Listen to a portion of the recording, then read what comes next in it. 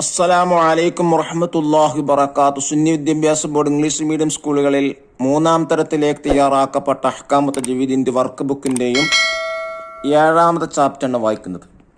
ഇൽഹാർ നൂനി സാക്കിന, സാക്കിനായ നൂനിനെ ഇൽഹാർ ചെയ്യൽ എങ്ങനെയാണ്? സുക്കൂനുള്ള നൂനിനെ ഇൽഹാർ ചെയ്യുന്നത്, ഇതിനെ കുറിച്ചാണ് പറയുന്നത്. ഇൽഹാർ എന്ന് പറഞ്ഞാൽ വെളിവാക്കുക എന്നാണ് അർത്ഥം. സാക്കിന നൂനിന്റെ ശേഷം ഹൽക്കിന്റെ ഹർഫുകൾ എന്നറിയപ്പെടുന്ന ഹംസ, ഹാ, ഐനി, ഹാ, ഐനി, ഹാ എന്നീ അക്ഷരങ്ങൾ ഒന്ന് വന്നാൽ ആ നൂനിന് വ്യക്തമാക്കി ഉച്ചരിക്കണം.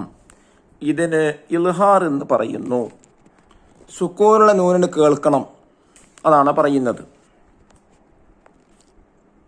എല്ലാവർക്കും ഉപയോഗപ്പെടുന്ന ഒരു പ്രത്യേക ഒരു ചാപ്റ്ററും കൂടിയാണ്. നമുക്ക് വായിക്കാം.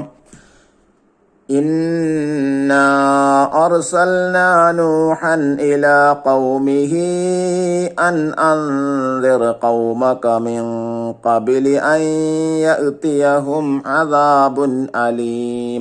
നൂഹ് സൂറത്തിൽ 1-ാമത്തെ ആയത്ത്. ഇവിടെ നൂഹൻ ഇലാ ഖൗമിഹി, തൻവീന് ശേഷം ഹംസ വന്നതുകൊണ്ട് അവിടെ ഇൽഹാറാണ് ചെയ്യേണ്ടത്. അൻ അൻദിർ, സാക്കിന്റെ ഒന്നിനു ശേഷം ഹംസ എന്നതുകൊണ്ടും അവിടെ ഇൽഹാർ തന്നെയാണ് ചെയ്യേണ്ടത്. അഥവാ നൂന് വ്യക്തമാക്കി ഉച്ചരിക്കുക. നിസ്ഫഹു അവ യൻഖുസ് മിൻഹു ഖലീല, മുസമ്മിൽ സൂറത്തിലെ 3-ാമത്തെ ആയത്ത്. ഇവിടെ മിൻഹു സാക്കിനു ശേഷം ഹാ എന്നതുകൊണ്ട് ഇൽഹാർ ചെയ്യണം. വല്ലദീന ഹും മിൻ അദാബി റബ്ബിഹിം മുഷ്ഫിഖൂൻ, സൂറത്തുൽ മആരിജിലെ 27-ാമത്തെ ആയത്ത്. ഇവിടെ നോക്കൂ, മിൻ അദാബിൻ, സാക്കിന നൂന് ശേഷം ഐന് വന്നതുകൊണ്ട് അവിടെയും ഇൽഹാർ തന്നെയാണ് ചെയ്യേണ്ടത്. ഫദർനി വമൻ യുകദ്ദിബു ബിഹാദൽ ഹദീസ് സനസ്തദ്രിജുഹും മിൻ ഹൈസു ലാ യഅലമൂൻ, സൂറത്തുൽ ഖലമിലെ 44-ാമത്തെ ആയത്ത്. മിൻ ഹൈസു, സാക്കിന നൂന് ശേഷം ഹ വന്നതുകൊണ്ട് ഇൽഹാറാണ്. വലാ ത്വആമുൻ ഇല്ലാ മിൻ ഗസ്ലീൻ, സൂറത്തുൽ ഹഖയിലെ 36-ാമത്തെ ആയത്ത്. ഇവിടെ മിൻ ഗസ്ലീൻ, സാക്കിന നൂന് ശേഷം ഗൈന് വന്നതുകൊണ്ട് ഇവിടെയും ഇൽഹാറാണ് ചെയ്യേണ്ടത്.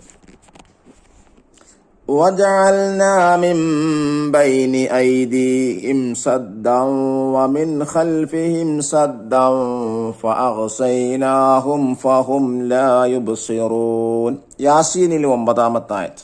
ഇവിടെ നോക്കൂ, വമിൻ ഖൽഫിഹിം, സാക്കിനു ശേഷം ഖാ എന്നതുകൊണ്ട് നൂന് വ്യക്തമാക്കി ഉച്ചരിക്കുക. മുകളിൽ കൊടുത്ത ആയത്തുകളിൽ അടിവരയിട്ട ഭാഗം നോക്കൂ. സുക്കൂറുള്ള നൂനിന്റെ ശേഷം ഹംസ, ഹാ, ഐന്, ഹ, ഐന്, ഖാ എന്നീ 6 അക്ഷരങ്ങളിൽ ഒന്നാണ് വന്നിട്ടുള്ളത്. സാക്കിന നൂനിന്റെ ശേഷം ഹൽക്കിന്റെ ഹർഫുകൾ എന്നറിയപ്പെടുന്ന ഈ 6 അക്ഷരങ്ങളിൽ ഒന്ന് വന്നാൽ ആ നൂനിനെ വ്യക്തമാക്കി ഉച്ചരിക്കണം. ഇതിന് ഇൽഹാർ എന്ന് പറയുന്നു. ദഫ്തർ ത്വാലിബ് അഥവാ വർക്ക് ബുക്ക് നോക്കി ദിരിബാത്തുകൾ ചെയ്യുക. അൽ ഖിറാത്തുൽ ഹിഫ്ള്, 1-ാമത്തത്.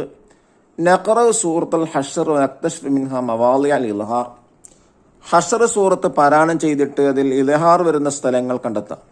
2-ാമത്തത് നഹ്ഫൽ സൂറത്ത് സൽസല വൽ അദ്കാർ, സൂറത്ത് സൽസലയും മറ്റു ദിക്റുകളും കാണാതെ പഠിക്കും. അല്ലാഹു നമുക്ക് തൗഫീഖ് നൽകട്ടെ. ഇനി നമുക്കതിന്റെ വർക്ക് വായിക്കാം. 1-ാമത് നുൻഷിദ്, ഒരു പാട്ടാണ്. ഹൽഖിൻ ഹർഫുകൾ 6 അവയിൽ വിധി ഇൽഹാറാണ്. ഹംസുൻ, ഹാഉൻ, ഐനുൻ, ഹാഉൻ, ഗൈനുൻ, ഖാ എന്നിവയാണ്. ഇതിൽ പറയുന്നത് ഹൽഖിന്റെ ഹർഫുകൾ 6. ഇതിൽ വരുന്ന വിധി ഇൽഹാറാണ്. അതിൽ അക്ഷരങ്ങൾ പറയുന്നു ഹംസ്, ഹാ, ഐന്, ഹാ, ഗൈന്, ഖാ. നോക്കൂ, 2-ാമത്തെ വർക്ക്.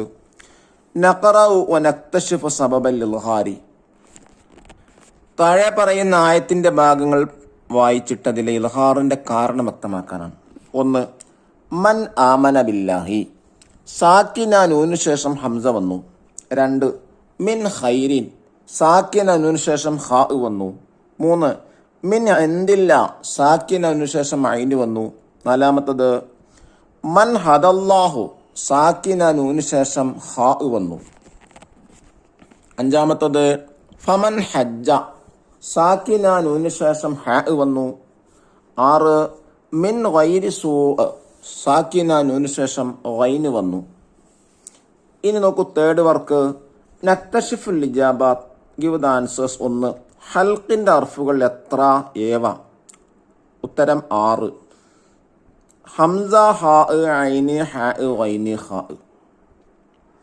ചോദ്യം 2 ഇൽഹാർ എന്നാൽ എന്ത്? സാക്കിന നൂനിന്റെ ശേഷം ഹൽക്കിന്റെ അർഫുകൾ എന്നറിയപ്പെടുന്ന ഈ 6 അക്ഷരങ്ങളിൽ ഒന്ന് വന്നാൽ ആ നൂനിനെ വ്യക്തമാക്കി ഉച്ചരിക്കണം. ഇതിന് ഇൽഹാർ എന്ന് പറയുന്നു. 4th ആക്ടിവിറ്റി നസിൽ മാച്ച് ദ ഫോളോവിംഗ് ആണ്.